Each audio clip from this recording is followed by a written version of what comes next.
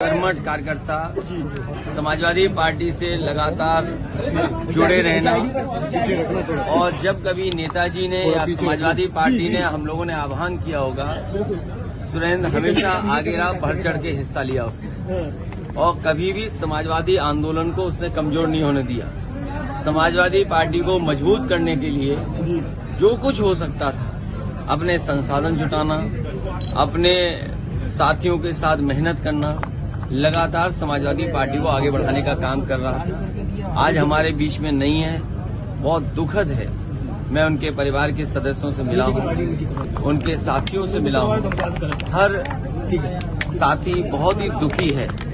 मैं उनके परिवार से मिलने आया था, उनका दुख बांटने आया। दुर्भाग्य है कि हमारा पिछड़ों का हक छीना जा रहा है और ये केवल पिछड़ों का हक नहीं छीना जा रहा है। भारतीय जनता पार्टी सत्ता में रही तो जो बाबा साहब भीमराव अम्बेडकर जी ने अधिकार दिए हैं, उन अधिकारों को धीरे धीरे छीन लिया जाएगा। अभी कुछ चीजें दिखाई दे रही हैं और कुछ चीजें नहीं दिखाई दे रही हैं। भारतीय जनता पार्टी हमेशा आरक्षण विरोधी काम किए उसने। भारतीय जनता पार्टी आरक्षण विरोधी है, पिछड़ा विरोधी है, दलित विरोधी है। इन्हें संविधान की किसी भी व्यवस्था से कोई मतलब नहीं है। जो बाबा साहब भीमराव अम्बेडकर जी ने अधिकार दिए थे, उन अधिकारों को धीरे धीरे भारतीय जनता पार्टी छीनना चाहती है और जितने भी उनमें पिछड़े नेता हैं, वो सब मुंह बंद करके बैठे हुए हैं। तो आरक्षण खत्म हो रहा है, ये सब छीन लेगी भारतीय जनता पार्टी। राहुल जी ने न्योता दिया है आप लोगों को। अरे न्योता, हम तुम्हारे सामने खड़े, कहीं न्योता हो तो बता दो। अगर तुम्हारी जेब में हो इन्विटेशन तो हमें बता दो। आप उनसे भारत जोड़ो यात्रा। अरे भाई, मैं क्या कह रहा हूँ, आरक्षण बड़ा सवाल है। अरे भारत जोड़ो अपनी जगह है, आंदोलन हम उनके आह्वान से भावनात्मक हमारा जुड़ाव है, लेकिन हमें कोई इन्विटेशन नहीं मिला है। अगर आपकी जेब में इन्विटेशन हो तो हमें दिखा दो। अगर मिलता है तो फिर क्या करें? तो आप जैसा मैं बोलूंगा नहीं।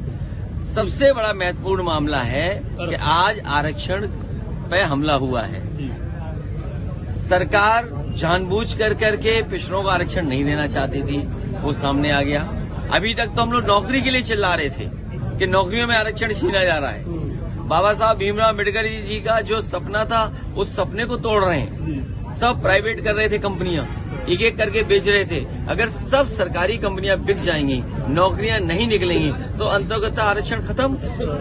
तो और यहाँ तो दिखाई दे गया जो आरक्षण मिलना चाहिए था, अगर सरकार सही तरीके से पैरवी करती, सरकार सही तरीके से पक्ष रखती, तो आज पिछड़ों को आरक्षण मिलता। और जनगणना की बात कोई पहली नहीं हुई है बात। आप याद कीजिए, जिस समय जाति जनगणना की बात हुई, समाजवादी पार्टी इस पक्ष में रही कि सभी जातियों की जनगणना की जाए, लेकिन आखिरकार भारतीय जनता पार्टी को कौन रोकता है कि जनगणना ना करें? अगर सरकार सही तरीके से पैरवी करती, सरकार सही तरीके से पक्ष रखती, तो आज पिछड़ों को आरक्षण मिलता। और जनगणना की बात कोई पहली नहीं हुई है बात। आप याद कीजिए, जिस समय जाति जनगणना की बात हुई, समाजवादी पार्टी इस पक्ष में रही कि सभी जातियों की जनगणना की जाए, लेकिन आखिरकार भारतीय जनता पार्टी को कौन रोकता है कि जनगणना ना करें? क्योंकि जनगणना करने से हर जाति को अपनी आबादी की जानकारी हो जाएगी। भारतीय जनता पार्टी कभी नहीं चाहेगी कि हर व्यक्ति अपने जाति के हिसाब से जानकारी कर ले कि वो आबादी में किस संख्या में है। वो मेरी जानकारी में नहीं आया है और वो जानकारी में नहीं है, इसलिए मैं कुछ कह नहीं सकता।